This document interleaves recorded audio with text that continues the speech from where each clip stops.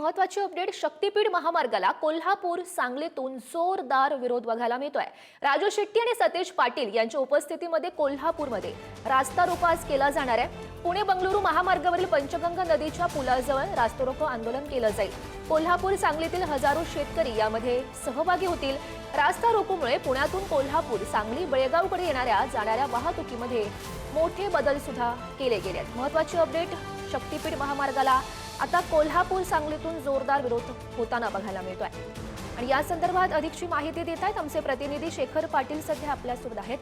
शेखर, आपण बघतोय खरं तर सातत्यानं याला विरोध केला जातोय. आज खरं तर कोल्हापूरमध्ये रास्ता रोको केलं जाईल. राजू शेट्टी आणि सतेज पाटील यांची प्रमुख उपस्थिती.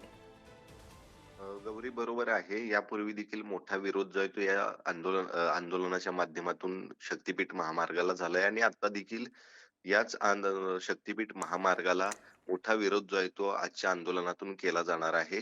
पुणे बेंगलोर राष्ट्रीय महामार्ग आहे, तोच राष्ट्रीय महामार्ग रोखण्यात येणार आहे. या आंदोलनामध्ये मोठ्या प्रमाणात शेतकरी देखील सहभागी होतील अशी शक्यता आहे. आज सकाळी शिरोली येथील पंचगंगा नदीच्या पुलावरती सकाळी 10 वाजता हे आंदोलन जे आहे ते सुरू होणार आहे. यामध्ये सगळ्या शेतकऱ्यांनी सहभागी व्हावं असे आवाहन देखील करण्यात आलेलं आहे. याचं नेतृत्व सतेज पाटील आणि राजू शेट्टी हे देखील करताना पाहायला मिळतात. खरं तर ज्या 12 जिल्ह्यांमधून हा शक्तीपीठ महामार्ग जाणार आहे त्या ठिकाणी शेतकऱ्यांनी आपला विरोध जो आहे तो रास्ता रोको करून करावा असं आवाहन देखील करण्यात आलेलं आहे. मात्र कोल्हापुरातले हे महत्वाचं आंदोलन असणार आहे.